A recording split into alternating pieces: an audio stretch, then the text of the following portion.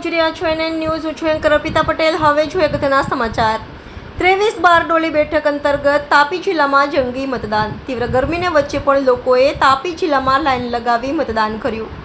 23 બારડોલી લોકસભા અંતર્ગત આવતા તાપી જિલ્લામાં આવેલ તમામ બૂથો પર આજરોજ જંગી મતદાન થયેલું જોઈ શકાયું હતું.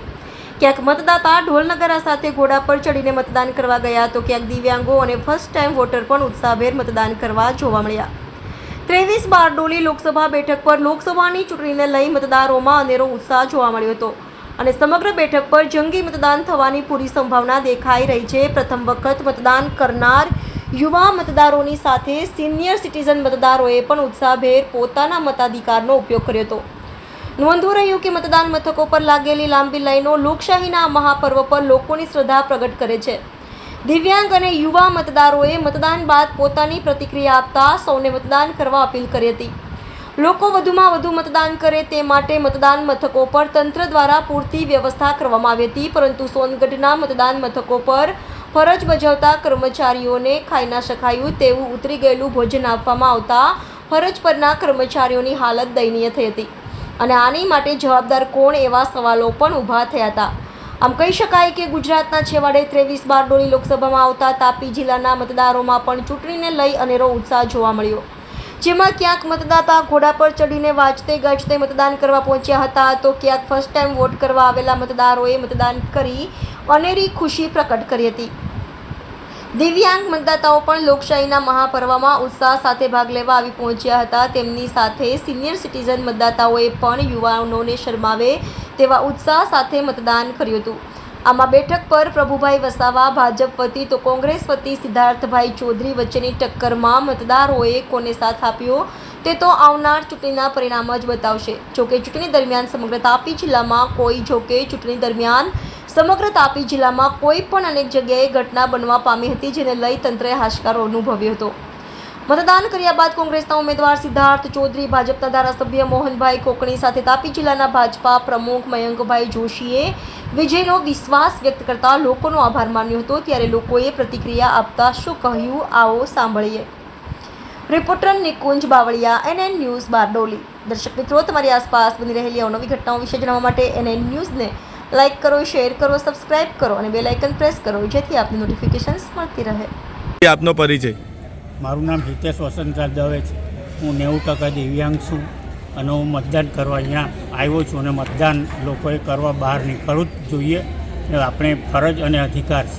તમે એક દિવ્યાંગ મતદાતા તરીકે જ્યારે સવારની પોરમાં મતદાન કરવા આવ્યા છો ત્યારે યુવા મતદારો, મહિલા મતદારોને, તમામ નાગરિકોને શું અપીલ કરશો? મતદાન અવશ્ય કરવું જોઈએ. જી, ધન્યવાદ. જી, આપનો પરિચય? હું પરેશભાઈ જોશી. પરેશભાઈ, એક યુવા મતદાર તરીકે આપ આજે શું કહેવા માંગો છો? લોકોને નમ્ર વિનંતી છે કે લોકશાહીના પવિત્ર પર્વ પર દરેકે વોટિંગ કરવું જોઈએ. આવા વિકલાંગ લોકો આવીને જો વોટિંગ કરી જાય છે, આપણા જેવા નવયુવાનો પણ મહેરબાની કરી ઘરની બહાર નીકળવું અને વોટિંગ કરવું જોઈએ. કયા મુદ્દાઓને લોકો ધ્યાનમાં રાખીને વોટિંગ કરશે? એક સામાન્ય વાત જોઈએ તો મારી દ્રષ્ટિએ તો હું એવું વિચારું છું કે આપણા દેશની પ્રગતિ થવી જોઈએ અને પ્રગતિના પંથે આગળ વધે એ નમ્ર વિનંતીથી દરેક વોટ કરવું જોઈએ. જી, ધન્યવાદ. લોકશાહીના મહાપર્વ એટલે કે ચૂંટણીમાં લોકો ઉત્સાહભેર મતદાન કરતા જોવા મળી રહ્યા છે. 7 તારીખ એટલે કે આજનો રોજ 23 બારડોલી લોકસભા બેઠક પર પણ મતદાનની પ્રક્રિયા ચાલી રહી છે અને આપ મારી પાછળ જોઈ શકો છો કે મતદારોની લાંબી કતારો અહીં જોવા મળી રહી છે. પ્રશાસન તંત્ર દ્વારા પણ ખૂબ જ સારી વ્યવસ્થા કરવામાં આવી છે કે લોકો ઉત્સાહભેર મતદાન કરી શકે તે માટે પીવાના પાણીની વ્યવસ્થા, સિક્યુરિટીની વ્યવસ્થા, મંડપની વ્યવસ્થા, તમામ પ્રકારની વ્યવસ્થા પ્રશાસન તંત્રએ પણ ખૂબ સારી કરી છે. ત્યારે લોકોમાં જોવા મળી રહેલો મતદાન પ્રત્યેનો ઉત્સાહ, ખરેખર એક વાત તો નક્કી કહી શકીએ કે આજે પણ દેશના લોકોને લોકશાહીમાં અપાર શ્રદ્ધા છે અને વિશ્વાસ છે, જેના કારણે આ લાંબી કતારો આપણને જોવા મળી રહી છે. ત્યારે લોકો વધુમાં વધુ મતદાન કરે એવી ચેનલ પણ આપ સૌને વિનંતી કરી રહી છે. હું Bindeshwari Shah, city gold news, Tapi.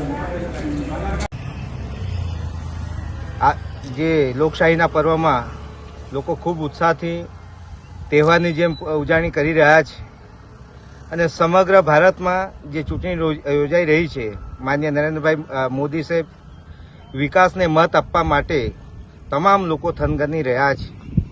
એની સાથે જેમ ધાર્મિક ઉત્સવ આપણે ઉજવતા હોઈએ એ જ પ્રમાણે આ ઉત્સવ તમામ લોકો ઉજવી રહ્યા છે અને તાપી જિલ્લાના તમામ મતદાર ભાઈઓ બહેનો અને મારા વ્યારા વિધાનસભાના તમામ મતદાર ભાઈઓ બહેનો અને ખાસ કરીને નવયુવાનો, હું ધારાસભ્ય તરીકે અપીલ કરું છું કે તમારો એક મત ખૂબ જ કિંમતી છે અને એ મત એળે નહીં જાય એના માટે હું તમામ લોકોને અપીલ કરું છું કે તમારો જે કિંમતી અને પવિત્ર મત એ વિકાસને અને ભારતને મહાસત્તા બનાવવા માટે તમારો મત ખૂબ જ ઉપયોગી છે.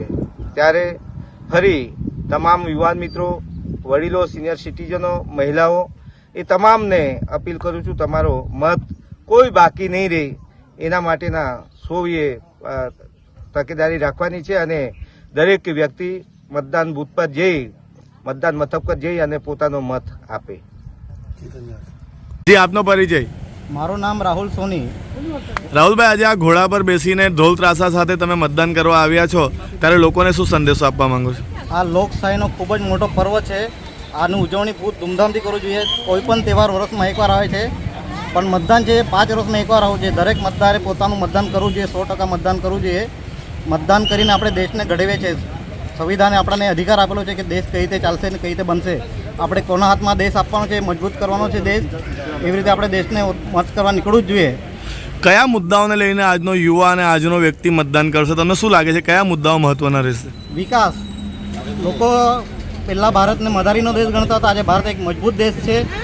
ખૂણે ખૂણે દેશ આજે ઓળખાય છે કે ભારત એક મજબૂત દેશ તરીકે ઓળખાય છે. આપણે એ વિકાસને જોઈને મત આપવાનું છે. જી, સર્વ મતદારોને છેલ્લે શું કહેશો?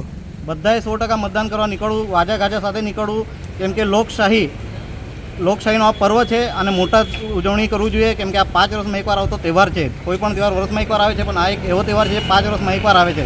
જી, ધન્યવાદ.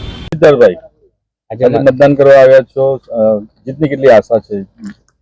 છેલ્લા 45 દિવસથી આજે લોકતંત્રનું પર્વ ચાલી રહ્યું છે અને સમગ્ર વિસ્તારમાં ફરતા જે રીતે લોકોનો પ્રતિસાદ મળ્યો છે, લોકોનો પ્રેમ મળ્યો છે, આવકાર મળ્યો છે, એ જોતા હું ચોક્કસપણે માનું છું કે આ ચૂંટણીમાં પ્રજાએ, મતદારોએ પરિવર્તનનું મન બનાવી લીધું છે અને પરિવર્તન ચોક્કસ થશે અને થશે જ. લોકોને શું કહેવા માંગો છો? લોકોને, મતદારોને મારી અપીલ છે કે આ લોકશાહીની લડાઈમાં, ન્યાયની લડાઈમાં આપણે સૌ સાથે મળી અને આ લોકતંત્રને બચાવવાની લડાઈમાં સાથે સારું મતદાન કરીએ એવી આપને અપીલ છે. કેટલી લેટ કરીને ગરમીનો માહોલ છે, મતદારોને કઈ રીતના બહાર કાઢવામાં? દરેક જગ્યાએ, દરેક ગામોમાં, દરેક બૂથ ઉપર અમારા કાર્યકર્તાઓ ઉપસ્થિત રહેશે અને લોકોને તાપમાં, તડકામાં લાવવા લઈ જવાની વ્યવસ્થા કરીને પણ મતદાન સારું થાય એવો પ્રયત્ન કરવામાં આવશે. લીડની કેટલી આશા? એ આંકડો અમે તમને સાંજે કહીશું મતદાન પૂરું થાય.